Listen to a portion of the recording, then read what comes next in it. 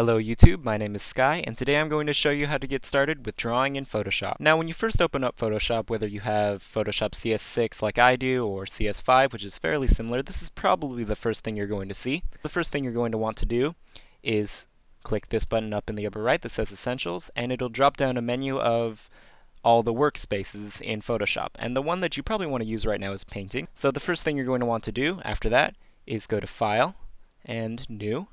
And we're going to make ourselves a nice sheet of paper. Click either a custom size in inches or centimeters or whatever. I prefer inches because I'm American. Or a set of presets like US paper, and pick a custom size, and we're just going to do landscape 8x10 since that's pretty big. Click OK. So the next thing you want to do is not draw on this. This is your background. Think of it as being your table surface. You don't want to draw on the table. That's what they taught you in kindergarten. You want to open up a new layer, putting up a sheet of paper on your table, and this is the thing that you can draw on. In order to draw, you need to select your brush tool, which is over here. Now we'll look at the brush presence. As you can see, it looks a little bit overwhelming, but there really only are a few that you need to know for now. The main difference is that these ones that look solid are not pressure sensitive, and the ones that are thin at the edges are pressure sensitive. Now what pressure sensitivity is, if you have a tablet like I do, a drawing tablet, then the lighter you press on the tablet, the thinner the line is, and usually the lighter. So if I press really hard like this, it'll make a really dark line. If I press really thin, it'll make a really thin line. The different brushes treat pressure sensitivity differently. Like this one appears to only change the size and not the color. But really these are just the presence. You could make any sort of brush that you needed. If pressure sensitivity isn't showing up on yours, it's fairly easy to set up. Just click this button right here, and you want to click the box here that says Shape Dynamics. And as you can see, like I explained earlier, it makes the tips thin, implying that your brush is now pressure sensitive. And I know this looks a bit overwhelming, but for now, just focus on that one. And as long as that's ticked, you've got pressure sensitivity. If for some reason that box doesn't work, you simply click on it and click the Control button, and it might be set to off if that's not working. So click Control and make it pen pressure. Transfer is an important one too, because that's the one that makes your pressure sensitivity control the darkness as well as the thickness. So you can make very thin, very light lines, or very thick, very dark lines. And lots of brushes actually can't have pressure sensitivity at all. As you can see, that doesn't change it. The next thing you need to know is how to change the size of your brush, which is very important. And that's simply by using this slider here. Obviously further to the right means bigger. And by the way, if your brush is doing that funny thing where it makes the little ovals inside of the brush, simply go to Brush Tip Shape and turn down the spacing.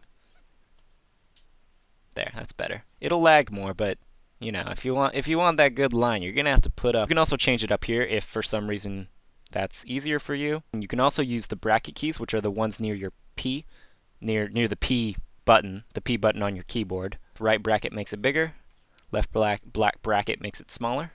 And these things are all somewhat important. Probably the most important is opacity, which means how dark your brush is.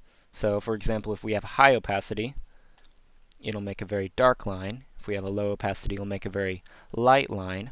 And flow, unfortunately, is quite a bit more complicated than that. You could think about it as if this was a paintbrush, flow means how thick your paint is. So if we have very thin paint, let's say,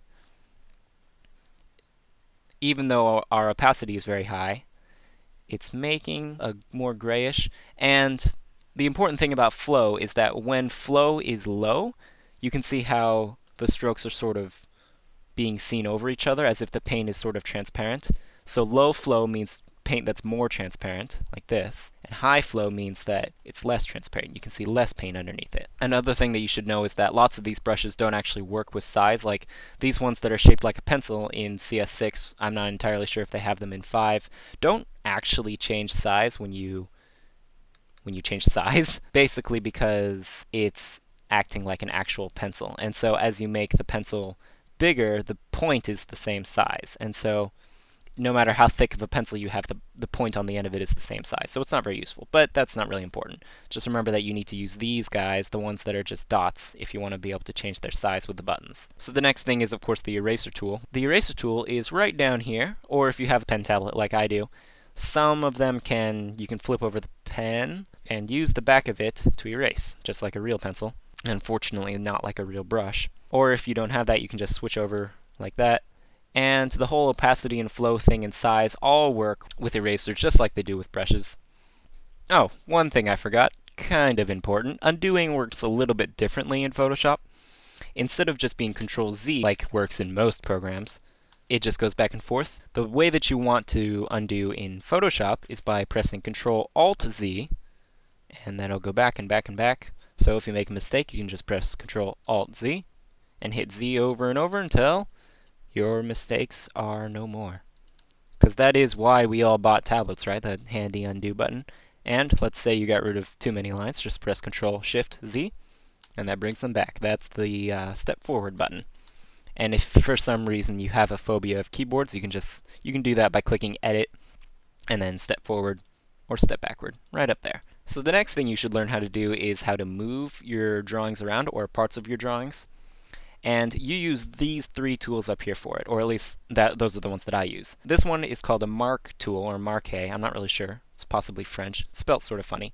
Let's say I wanted his head to be actually connected to his body without having to erase the head. So I would select his head with this tool. Then you switch over to the move tool, which is on the very top, and you just move him down right there. And then you press Enter. And there, he's moved. The next thing you have to do is click the mark tool again and just select nothing, basically, by touching it. Because otherwise, if you still have something selected, then you can only paint inside of that selection. So, either you can select everything, or you can select nothing. And then the lasso tool works a lot like the mark tool, except instead of just making squares, or actually there are a number of different shapes you can make, like circles, but I never use that because that's silly. You can make any sort of shape that you want. So let's say we wanted to just move his eyeball. You just outline it like that and move it with the move tool. Right there. Perfect. Press Enter. Select nothing, and then you're good. You can go back to painting. Let's say you wanted to go in and add details to your little person, maybe a little tie, but you're too far away. There's a number of ways you can zoom in. You can either hold Alt and then scroll, or there's actually a zoom tool, which looks like a spyglass, not an hour. What is that? Magnifying glass. And then you can click with it. And if you press Alt, then it zooms out. If you hold Alt, it zooms out, and if you don't hold Alt, it zooms in. The next thing you should know how to do is move around by holding space. Basically, is the easiest way to do that. Or you can switch over to the navigator, which is right here beside swatches. It outlines the area of your screen, and so you can move around your entire drawing with the navigator, or zoom in like that. A smoother way of rotating than you just saw with my tablet is by clicking R, or going down to the rotate tool, and then from there you're able to rotate in any way that you want. And if you hold Shift, it'll rotate in degrees of 15, I believe. If you want to get it back up to 90 really easily without having to fiddle around, you just hold Shift and then it goes right back up. And so let's say you've finally finished your beautiful drawing. You've rotated it all around. You've made lots of layers, which, by the way that you do that is by clicking this button here, which looks like paper, I guess, as if you're bringing in a new sheet of paper. And then you can make your old layers invisible by clicking the little eyeball. But let's say you wanted to draw on top of this guy. Let's say you wanted to make a new draft of him. You could just click on the layer that he lives on, layer 5, turn down his opacity, which means his transparency basically, and then now he's dark, or light, I mean, and you can draw on top of him like that. See? Isn't that much nicer? Look at that. Now he's even better than before. And when you're all done, you just turn off that other layer and you have your completed ink. And there you go. There you go. And when you're all done, delete all the ones that you're not using. I mean, come on. They're not doing anything. So now you just have your piece of paper and your desk, the background, and you're all finished drawing for the day. You want to upload it to DeviantArt, show all your buddies. So you just click File and Save As.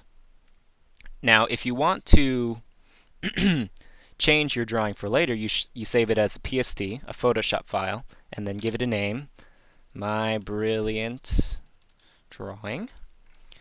And if it's saved as a PST, you can go in and open that PST later. Or, if you're all done, you go in back and File, Save As. It's the same thing. And instead of saving it as a PST, you save it as either a JPEG or a PNG. I prefer a PNG because it brings in a really high res picture, but they're kind of big. And if you want one that is not as high res, but is a bit smaller, a bit easier to manage, you go for a JPEG, and you just click save, click OK, and then you've got it. And now he lives in your pictures folder or wherever you chose to save him. There he is. There's my brilliant picture. Now you can go off and send him out into the world. And that's pretty much it. That's all you need to know, for now at least. If you have any questions, just leave them in the description. There was a lot I left out because this is just an essentials video. And I hope this helped you out, and have a good day.